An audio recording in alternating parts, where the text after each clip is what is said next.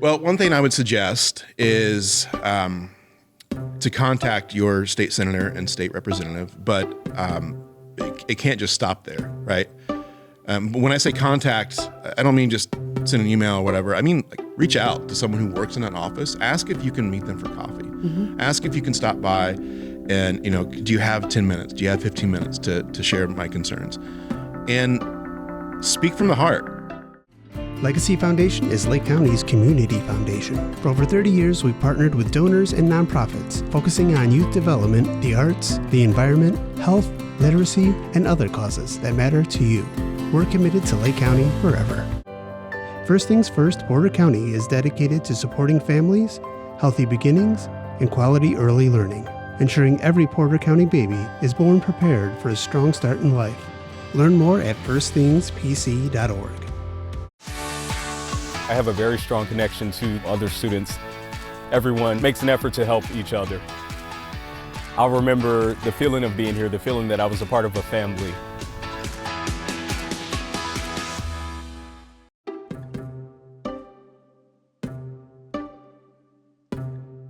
Additional support for Building Blocks is provided generously by Tom Sorlis and Sue Eleuterio, as well as Porter County Community Foundation, serving Porter County since 1996. Building Blocks, the podcast, is a co-production of Lakeshore Public Media and First Things First Porter County. For more information on Building Blocks, including this podcast, as well as the television show, visit lakeshorepublicmedia.org/buildingblocks.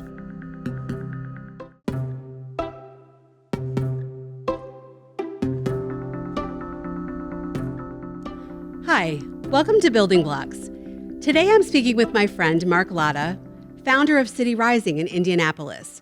We're going to talk about fatherhood, we're going to talk about dreams for our children, and what we hope we can accomplish in our communities. Mark, welcome to Building Blocks. Thank you. I'm happy to be here. We've come a long way since our first meeting.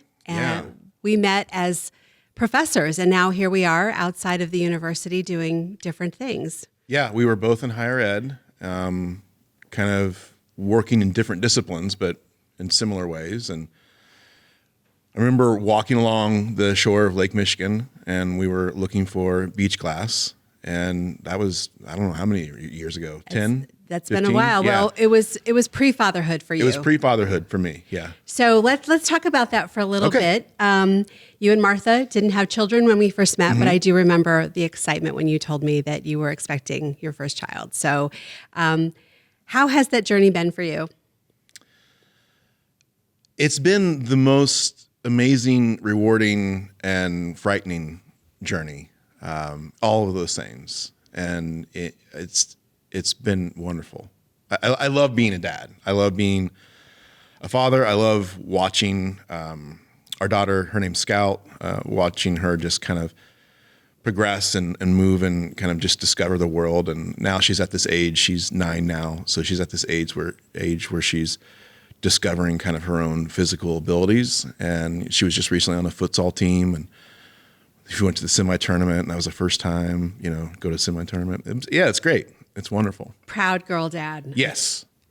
What would you say has been the greatest joy of being Scout's dad?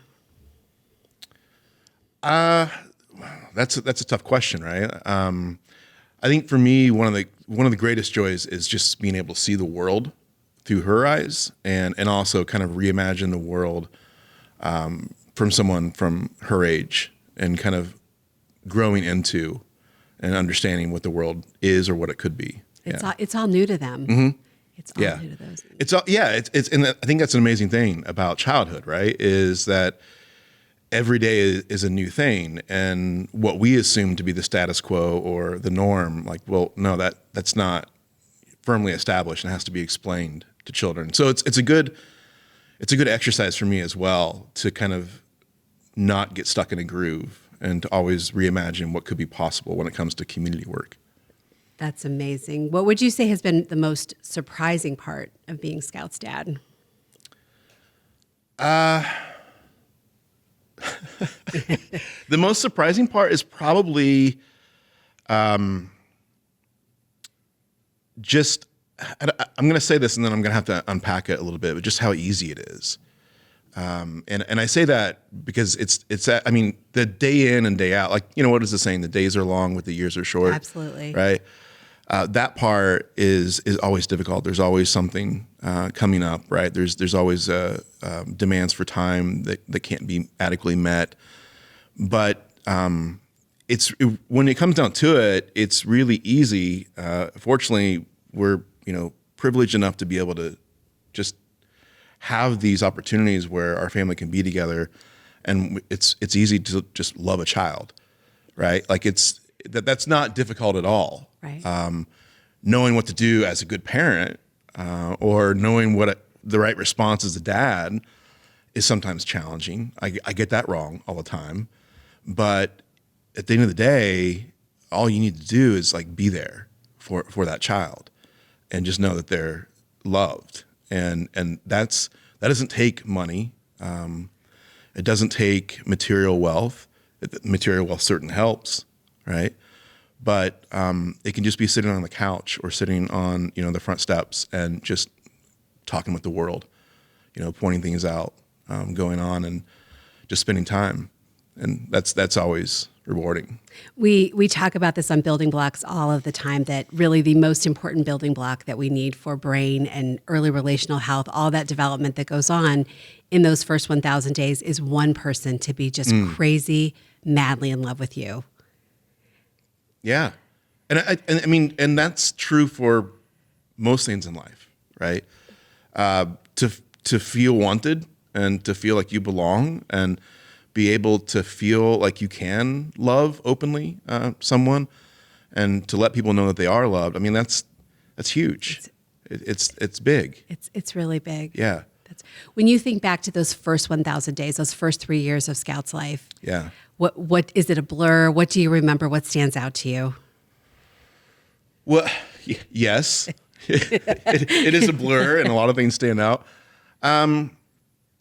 Some of the things. Well, I don't know if we shared the story before, but the thing that stands out the most is the day she was born, right? And so I don't want to tell Martha's story or anything, but it was not an easy delivery, and Martha, my wife, ended up in emergency C-section. And so the very first time that I got to see my daughter, hold my daughter and stare into her eyes, and just take in that profound experience for the first time, I was also standing right next to my wife, holding her hand while she's kind of on the table. She's in the midst of surgery, and she's having one of the worst experiences of her life. And so I think one of the early memories was just navigating that tension, right? This is on one hand, profound, moving experience, filled with joy and wonder in a lot of important ways, but also the most, I guess, urgent medical emergency that either of us had experienced.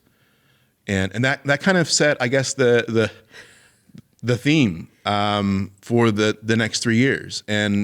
But I think it did it in a helpful way where we just really wanted to spend as much time as possible. And I think there's a tendency for new parents to kind of, read all the books, read all the information as much as possible, talk to your other friends who have already kind of gone down that childbirth road before. And we were doing that before Scout arrived, but after she was here and during Martha's recovery, it was clear, like, okay, we can set the books down, and what really matters is just spending time and being with one another. So how do we do that? How do we make sure that we're doing that? And that's really, thankfully I've been able to do that in my life, where I've been able to take time off and just kind of rearrange my schedule to make sure that everyone had their immediate needs attended to. And that was the first year and a half, and so that that's, I don't know what happened, right? Yes, we got through it, right? But And then we were able to start having fun and, like just celebrating and playing and having fun. And yeah, it was a lot of playtime. A lot of playtime. A lot of playtime. And we know that's how we all learn, but really that's how our little ones experience the world and develop a sense of who they are and the relationships that they're going to have. Mm-hmm. So that's a lot for a new dad, first-time dad, and having that thrown at you. How did that change you? That's a great question. So I look at that moment as the moment where I became aware of so much more than my own experience, because the reality was for us is we had decent health insurance, right? We had clean medical facilities. We had access to all these resources.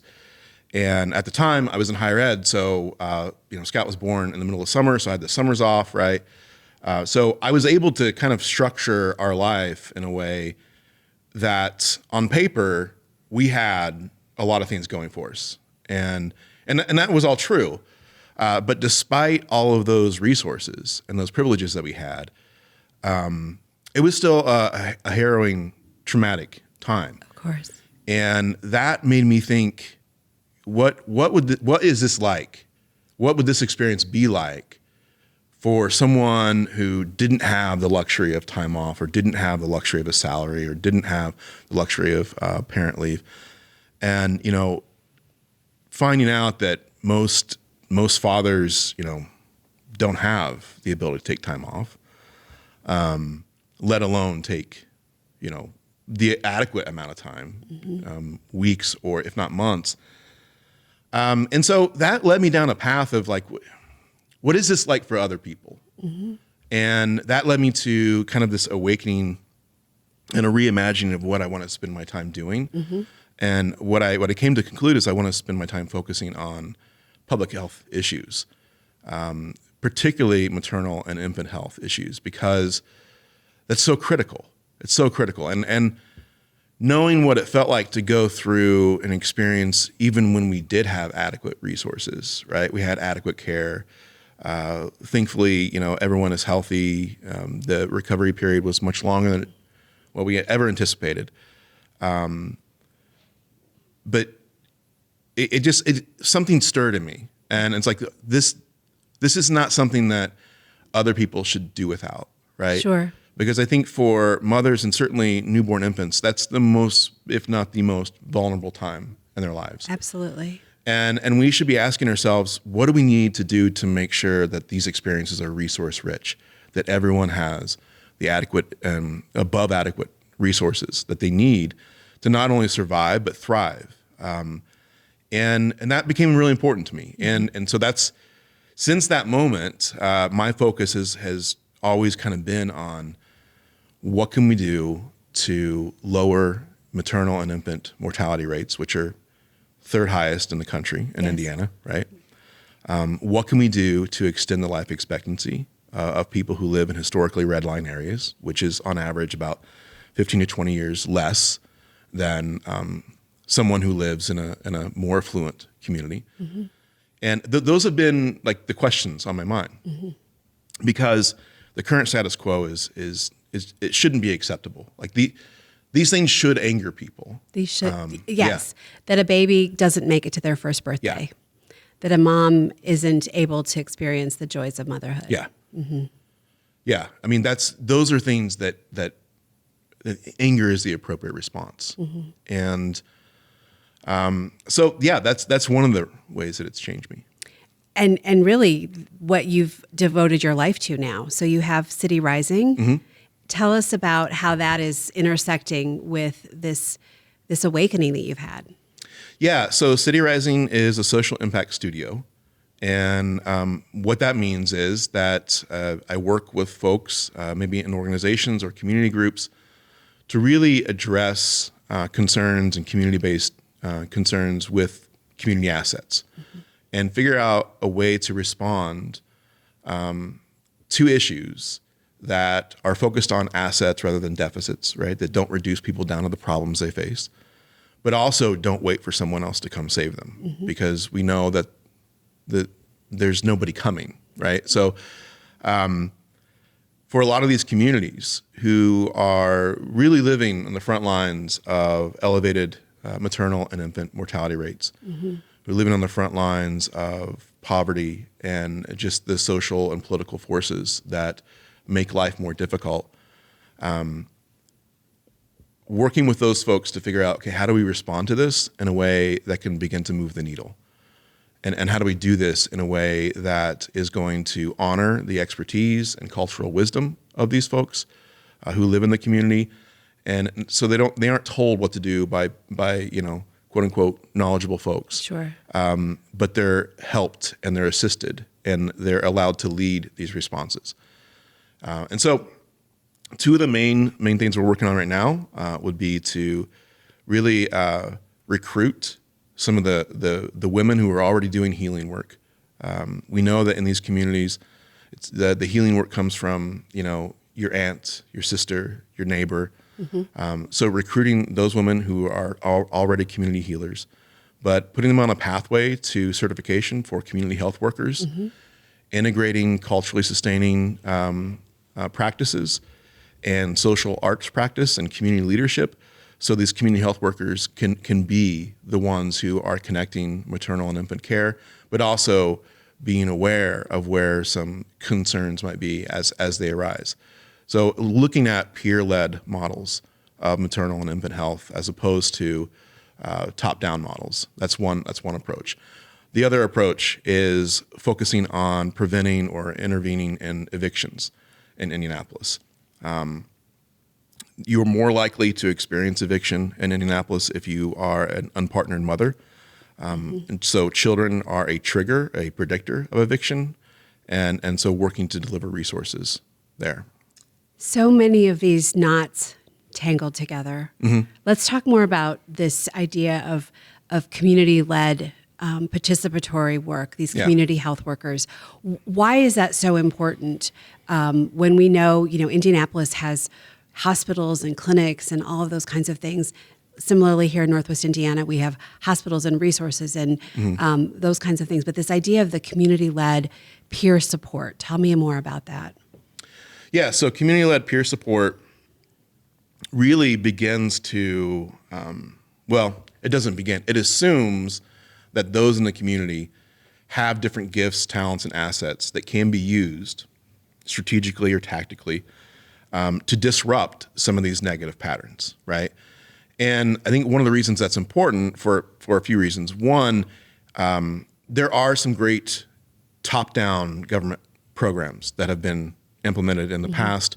We know that there are some national federal programs that do great work. However, we're living in an era where those programs are being dismantled if they haven't already been dismantled. Governments, state, local, and federal are retreating from social responsibilities. So one reason that community-led efforts are important is because that's really the only way that these things are going to be impacted in a sustainable, long-term way, by developing these talents, by developing leadership capabilities among community residents, and allowing the communities to speak for what they want and to direct the resources in the way that they want. So that's one reason. The second reason is that people need to be connected. Our previous Surgeon General labeled social connectedness as a public health crisis, yes. Right? Like we're disconnected from one another, and we're not going to address that in any meaningful way through programs that are administered, miles away, and in an office building a couple miles away. Not to say that can't be helpful, right? We don't want to discourage anyone from being involved, but we need that community-led approach because that's the only sustainable model that we've discovered. Because what works in your neighborhood may not work in my neighborhood. Right. The assets, the information, the expertise, what you understand about my family living in your neighborhood is very different from maybe my own experience and vice versa. Is that true? That's very true. I mean, there's going to be some similarities, Of right? course. We're all different, but there are some universal themes, right? Sure. But So I think discovering those similarities, but also discovering, okay, what is unique about this neighborhood? Because there are probably a lot of competing factors in a variety of neighborhoods. One neighborhood may have higher rates of evictions. Well, that's gonna create a different reality than a neighborhood who is maybe at the similar levels of income but have fewer levels of eviction. There's more stability, right? So you can alter those approaches, but I think the really important thing is we have to be able to create the situations and the spaces where people can kind of come together, they can share their concerns, they can talk about them in an authentic and honest way, and then we can get to, okay, so now that we have these concerns, how do we respond to this? How do we respond? Yeah. And this element of the certification, the community health worker is that's a profession. There's a pathway to that. There's education and training involved with that. That puts a new layer on just different from when I went next door and knocked on the neighbor's door and said, "Hey, where do I go to get the diapers that are the least expensive?" Or help me understand who's the best pediatrician in town. This is a new level to that. Yeah, it's a new level, and it's community health workers they're a category of a frontline health, public-facing health worker that a lot of health systems and hospitals in Indianapolis have been really eager to embrace. We were told by 2 different health systems, like, we will hire any community health worker, like, you can certify as soon as you certify them. They're in that much of a desire and demand.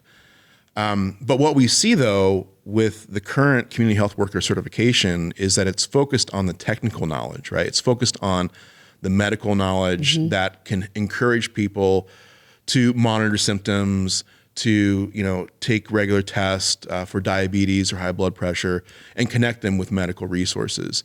But one thing that we do see that is lacking is that community health workers aren't trained in a way that allows them to bring in their cultural experiences and their cultural wisdom, right? They aren't trained in a way that allows them to work with groups and to begin to organize groups as opposed to just working one-on-one. So the approach we're taking is let's have that traditional knowledge, the medical knowledge, but let's build upon that. So we have culturally sustaining practices. We have some leadership strengthening support that would allow these community health workers to begin to take on an organizing component. Not so they begin to speak for the community, but they help the community kind of leverage its own voice. And provide that conduit for leadership. Right, right. And hopefully by doing that, modeling other approaches, right? So ideally it's a pipeline. So we get a handful of community health workers in a particular area, and ideally 3 years go down the road, and now we've tripled that number. What's been the response in your work? Are people excited about this? Are you finding this is an easy pathway? What might be some of the barriers or some of the successes that you've experienced? That's such a good question. Yes, people are excited, and people are eager to do that. And so we're getting ready to pilot the first cohort of 10. That should start in about 2 or 3 months. But people are also a little hesitant to take on risk at the moment. Sure. And with resources being what they are, as limited as what they are, right? I think my feeling is that people are waiting to see what works and what the outcomes are, but there's some hesitancy to become the first one. So hopefully in a few months, we'll have some of that data. We'll be able to point to that and say, here are the successes, and here's what worked, and here's what didn't. Can we begin to roll this out in a more systemic way across Marion County? Okay. Yeah. And we're watching carefully because there's possibilities for us here in Northwest Indiana. I hope so. I mean, I hope that this is not a peer-led responses. They've been around for a long time, right? And in many ways, the first formal sense of medical care was a peer-led response. Truly. And so this is not new, or this is not something we created. In a lot of ways, this is a return to a more socially connected model. But we're hoping that by piloting this, we're able to encourage others to implement it as well. Sure. I'm speaking with Mark Latta, from City Rising, and we're talking about community-led initiatives to support maternal and child health here on Building Blocks this morning. So, Mark, when you think about, the possibilities and you imagine big and you put yourself as a 9-year-old scout, what will the world be like, in 10 years? What do you dream and aspire for her? Well, that's an easy question, right? What I dream for her and what I dream for, I think, everyone's child is to live in a world where we know that the basic resources are going to be provided. We could do that now. We're trapped in the scarcity mindset where resources are something that neighborhoods and community residents are encouraged to compete for. The reality is that, we have ample wealth, we have ample material resources. We just don't allocate them in a way that evenly distributes them. So what I would imagine, what I would hope for is, for a new parent to never once wonder, how am I going to be able to pay my rent? Right. Or a new father to never once wonder, like, am I not going to be able to provide for my family? Or a new mother to never get so frustrated that, she's unable to feed her children. Those are the same basic things that I think we've wanted for generations, right? Yes. Yeah, and sure. So that's what motivates me. Now, is that aspirational? Sure, but for me, it's important to kind of keep that goal in mind. It's true, and you and I have talked before about these social and political determinants of health. And I think that's a lot of what you're speaking to here is this allocation of resources and the ways in which the environments we find ourselves. And oftentimes it is truly by just zip code where you end up, where you're born. Social and political determinants of health. Tell me what you mean by that. Yeah. So in America, the reality is that your zip code is a greater predictor of your health outcomes than your genetic code, right? Well, how did that become? How did that become that? And it didn't just happen accidentally, right? We arrived at this reality through a series of choices that started at the political level, right? Who will receive resources, who will receive support, who won't. Sometimes these decisions, were made knowing full well that people would suffer. Other times these decisions were made, and then we found out, oops, we made a mistake, right? So a lot of people, I think, know about the social determinants of health, right? Those external factors that influence the health outcomes, the quality of life. A lot of them are environmental factors. For example, if you live closer to an interstate, you're more likely to have asthma because of the pollutants, that trucks and vehicles put in the air. So that's a social determinant of health. But if you think back about why was that interstate placed in that neighborhood, that was a political process. So in Indianapolis, like most major cities who have interstates, the interstates were placed in historically red line areas because the property value had already been economically depressed, right? So therefore, the state could look at that and say, oh, well, it's going to cost us less to locate these interstates in these poorer areas. Well, that was a political determination. And because of that, we now have generations who are dying earlier because of increased health complications. So it's good to address the social determinants of health, but we also need to be careful and make sure that we're addressing the political determinants of health, not just to understand more completely what has occurred and how we've arrived at this current reality, but also to understand what could occur on, based on political decisions made today. And how all of these things are so interconnected. And the decisions that we make about where we shop, where we decide to live, how we vote, all of those things are so critically important to things that will be happening long after we're here. Yes. So, for example, there's current legislation, Senate Bill 2, which would cap the number of Hoosiers who are able to enroll in state-assisted healthcare. We know that as a state, 25% of Hoosiers receive their health insurance through state and federal assistance. So if we cap that without actually addressing the need, right, we know that decision will impact hundreds of thousands of families. Hundreds of thousands of families will die sooner than what they would have otherwise. Now, to me, that's not me being political or radicalizing anything. It's just like this is a statement of fact, right? Choices have consequences. If you could give us one action we could do tomorrow to start educating ourselves, to start learning more about this, to take a step forward, to maybe change that for the hundreds of thousands of families that may be at risk of losing their health insurance or maybe at risk of finding themselves evicted. Some of those political things, what would you tell us to do? Well, one thing I would suggest is to contact your state senator and state representative, but it can't just stop there, right? When I say contact, I don't mean just send an email or whatever. I mean, like, reach out to someone who works in an office. Ask if you can meet them for coffee. Ask if you can stop by and, do you have 10 minutes? Do you have 15 minutes to share my concerns? And speak from the heart. Is this what you want the state you live in to do to folks? Is this a decision you think should be made? Now, if you're concerned about growing economic cost of these programs, sure, be concerned about that. But I think we need to find some common ground. Like, what is the purpose of government for a lot of us, right? We know that government can do a lot of great things, particularly for infants and young mothers. We just have to find the political will to do that. And unless there's that will, then we're never going to get there. So one thing is to reach out and to really have a conversation.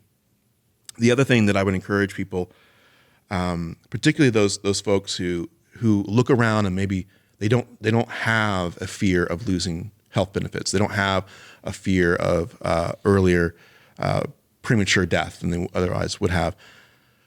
If that's you, then look outside your bubble. Where are these folks? Maybe they are folks you can connect with through church. Maybe there are folks you can connect with through a professional organization. But we need to be able to start talking to one another. And because we have folks in a variety of communities who just have fundamentally different realities. They're living different lives. And a number of times when I go to speak to schools or I speak to professional organizations and I talk to them about these health disparities, there's a tendency to just not want to believe that. Like, no, that can't be true, because I know where I live, and where I live looks pretty affluent, and what you're describing sounds like the equivalent of a third world country. And that's the reality. Like, the reality is, in a lot of census tracts, federal income poverty levels are around 90%. And those are, we live in segregated societies. And so we need to be able to reach beyond that. So those are two things that don't require a whole lot of anything. They just require a desire to show up, use time, and be curious. And imagine the possibilities. Imagine the possibilities, yeah. Mark, this has been a great conversation. Thank you so much for your time. Is there anything else you want to share with us about what you would tell yourself, 10 years ago before having Scout? What would you tell yourself or having in those first few days when everything seemed so chaotic? What would you want to go back and tell yourself? One thing that I would go back and tell myself is to be more patient with the folks who have already kind of walked that same path. I think as a young parent, I would appreciate hearing from friends who would offer unsolicited advice, but after a while, it's like, please stop offering unsolicited advice. I just want to experience on my own. But I should have listened more because they were trying to tell me a story about being a parent, and I think that we need more spaces, particularly for fathers. We need more spaces, particularly for fathers, where we can just talk about being a dad and be happy about it, and also express our fears. I mean, when I get together with my friends, that's one of the things I look for. And a friend, can we talk about being a dad, and talk about it in a way that's not superficial, and to be able to share those concerns, that's, I think, really important. And that's the connection piece. It's a connection piece, yeah. That we're all craving. Yeah. You introduced me to this concept of acting urgent for tomorrow, but being patient for the next 1,000 years. Yeah, I mean, the urgency is extreme, right? The there's a lot of work to be done. But I think we need to also understand that this is culture work. And by that, I mean, we're working for the next 100, 200, 500, or 1,000 years. I want to do the work so that future generations will have less of this type of work to do. And I think that's important. It is important. Mark, thank you so much for being here. Thank you. We could talk for days. Let's do it. This was a lot of fun. You'll have to come back. Okay. Thank you so much. Thank you. Legacy Foundation is Lake County's community foundation. For over 30 years, we've partnered with donors and nonprofits, focusing on youth development, the arts, the environment, health, literacy, and other causes that matter to you. We're committed to Lake County forever.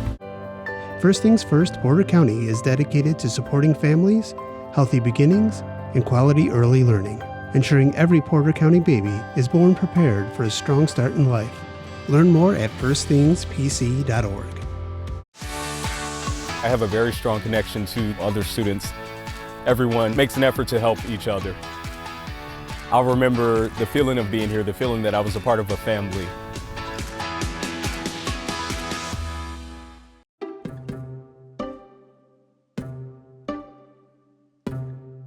Additional support for Building Blocks is provided generously by Tom Sorlis and Sue Eleuterio, as well as Porter County Community Foundation, serving Porter County since 1996. Building Blocks the Podcast is a co-production of Lakeshore Public Media and First Things First Porter County. For more information on Building Blocks, including this podcast, as well as the television show, visit lakeshorepublicmedia.org/buildingblocks.